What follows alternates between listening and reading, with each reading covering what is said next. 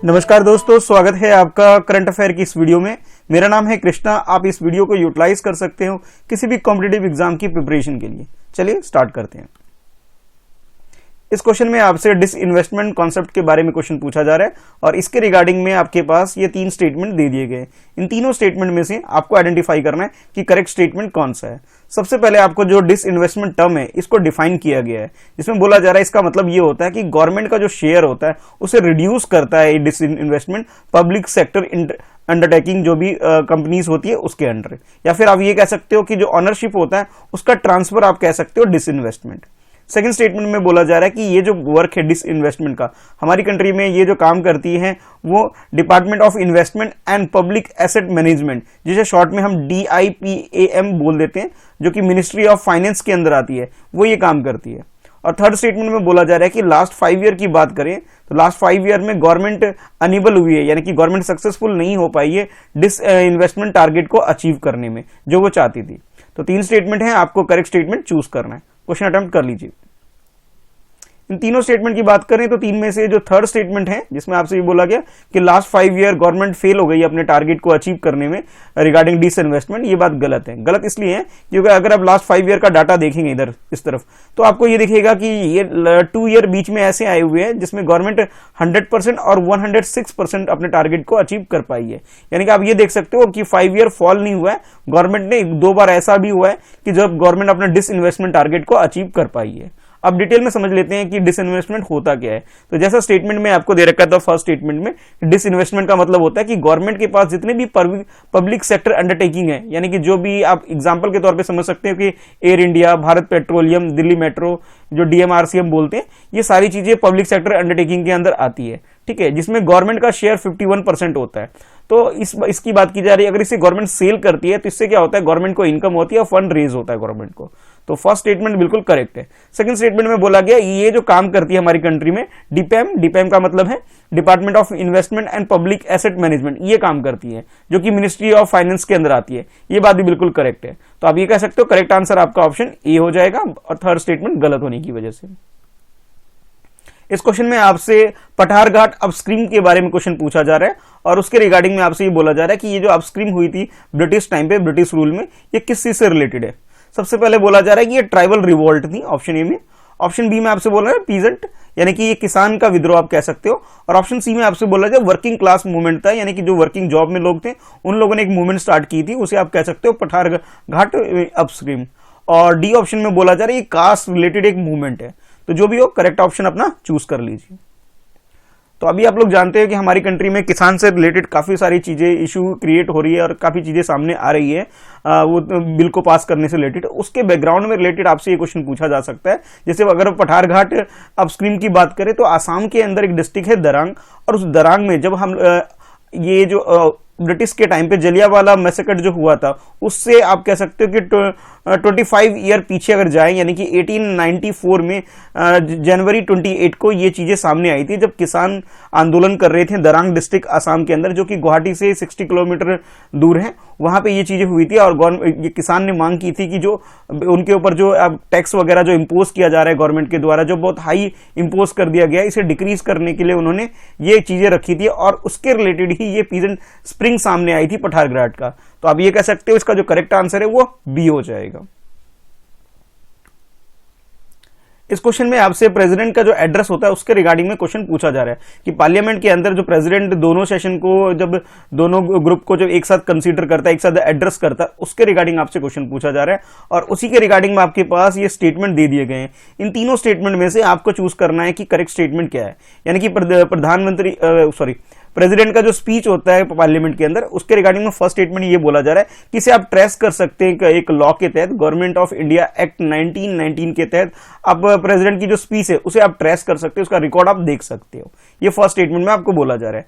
Second statement में बोला जा रहा है कि लास्ट अगर पास्ट टाइम की बात करें तो प्रेसिडेंट की जो स्पीच हुई है उसे वाइस प्रेसिडेंट ने भी डिलीवर किया जब प्रेसिडेंट डिस्चार्ज होता है। ये बात आपसे सेकंड स्टेटमेंट में बोला जा रहा है।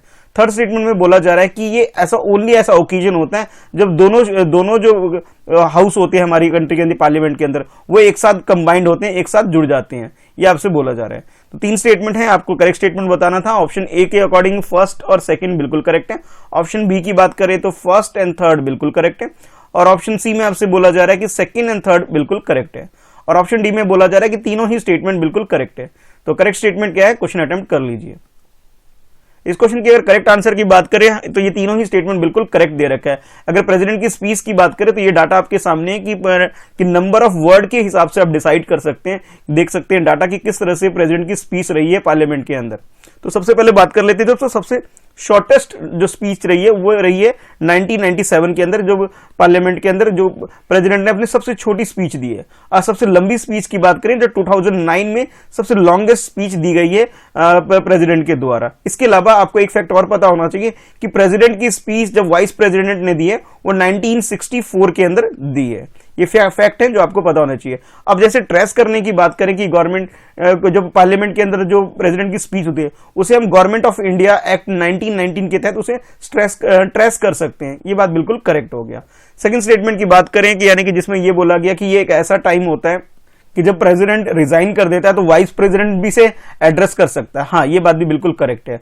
और थर्ड स्टेटमेंट में बोला गया कि प्रेसिडेंट लोकसभा और राज्यसभा एक साथ कंबाइंड एक प्लेटफॉर्म पे आते हैं। ये ऐसा टाइम होता है जब प्रेसिडेंट एड्रेस करता है। ये बात भी बिल्कुल करेक्ट है। बाकी एक चीज और पता होनी चाहिए, जो फर्स्ट टाइम जो स्पीच हुई थी वो जनवरी 31, 1950 में ये फर्स्ट टाइम प्रेसिडेंट ने एड्रेस किया था लोकसभा राज्यसभा को एक साथ। ठीक है, तो और 1947 से लेकर के 1950 की बात करें, इस बीच में कोई भी एड्रेस नहीं की गई थी प्रेसिडेंट के द्वारा।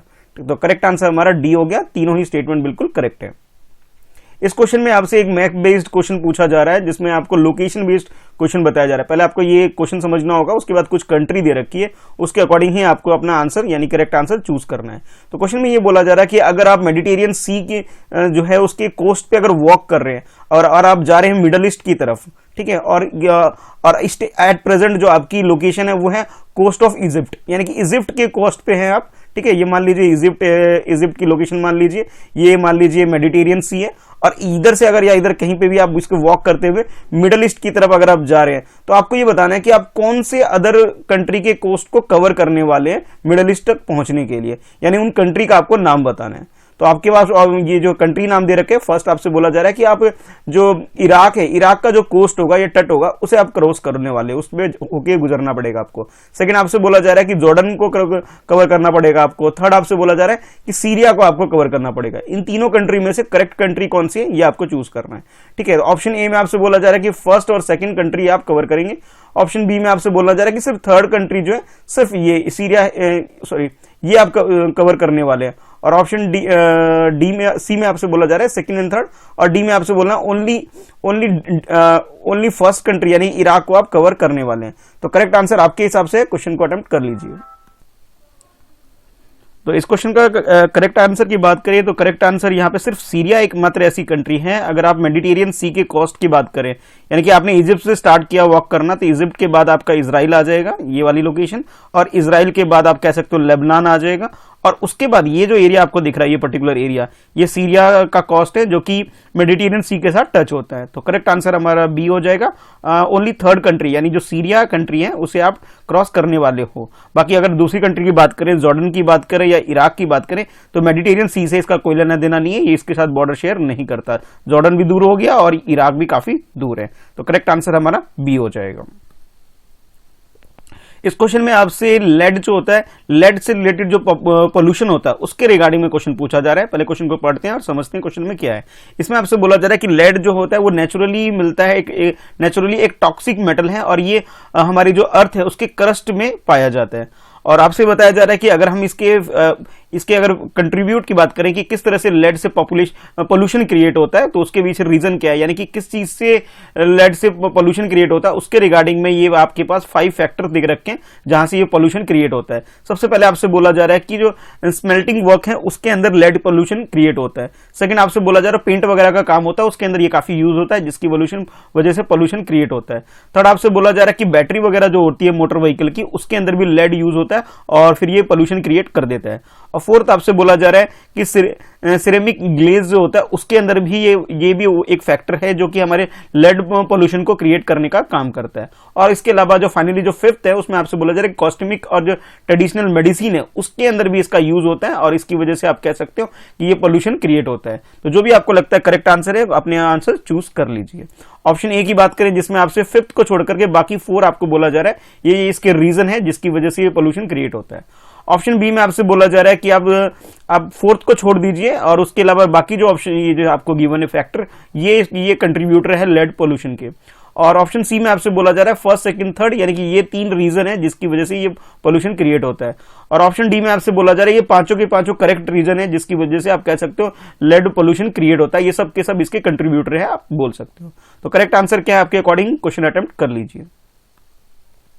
इस क्वेश्चन के अगर करेक्ट आंसर की बात करें तो अगर लेड पोल्यूशन की बात करें तो ये सारे रीजन हैं जिसकी वजह से आप कह सकते हो कि हमारे इन्वायरमेंट में लेड पोल्यूशन क्रिएट होता है। आप जानते हैं कि इंडस्ट्री वगैरह में इन सब चीजों को जो प्रोड्यूस करते हैं या अर्बन वगैरह में ज्यादा इसे यूज करते हैं तो उसकी वजह से ये इन्वायरमेंट हमारा खराब होता है और उसकी वजह से हमें कई मेजर डिसीज वगैरह होते हैं। बाकी जो फैक्टर आपको बताए गए वो सारे फैक्टर बिल्कुल करेक्ट हैं जिसकी वजह से ये लेड पोल्यूशन क्रिएट होता है। ये एक तरह से एक टॉक्सिक मेटल होता है और ये जैसे आपको बताया गया क्वेश्चन के स्टार्ट में ही कि जो हमारा अर्थ है उसके क्रस्ट में ये मटेरियल पाया जाता है। ठीक है, और बाकी जो आप समझ सकते हैं कि बाकी अदर फैक्टर हैं जो इसके कंट्रीब्यूटर हैं जो आप देख सकते हैं कि भी जितनी माइनिंग वगैरह वर्क है, स्मेल्टिंग वर्क है, मैन्युफैक्चरिंग वर्क है, रिसाइकलिंग एक्टिविटी है या फिर पेंट वगैरह है, उन सब चीजों में इसका यूज होता है जिसकी वजह से ये पोल्यूशन क्रिएट होता है। तो करेक्ट फाइनली आप बोल सकते हो जो करेक्ट आंसर आपका हो जाएगा वो डी हो जाएगा। अब आप मुझे कमेंट करके बताइए कि आपका स्कोर कितना रहा, यानी कि आपने कितने क्वेश्चन के आंसर सही किए। और अभी तक आपने चैनल सब्सक्राइब नहीं किया तो चैनल सब्सक्राइब कर लीजिए। फ्रेंड सेट प्रिपरेशन आपकी स्क्रीन पे आ रहा है, इसे टच करके सब्सक्राइब कर सकते हैं। आप ई कंटेंट के लिए टेलीग्राम ग्रुप भी मेरा ज्वाइन कर सकते हैं, फ्रेंड सेट प्रिपरेशन, जिसका लिंक भी मैंने नीचे डिस्क्रिप्शन में दे रखा है। और भी बाकी यूजफुल लिंक आपको नीचे डिस्क्रिप्शन में मिल जाएंगे। आज जो आपको रिवीजन करना है, इस वीडियो का रिवीजन करना है जो आपकी स्क्रीन पे भी आ रही है। वीडियो पसंद आती है वीडियो को लाइक करिए, चैनल सब्सक्राइब नहीं किया तो चैनल सब्सक्राइब करके बेल आइकन प्रेस कर दीजिए ताकि आपको लेटेस्ट वीडियो की नोटिफिकेशन रिसीव हो सके। Thanks for watching.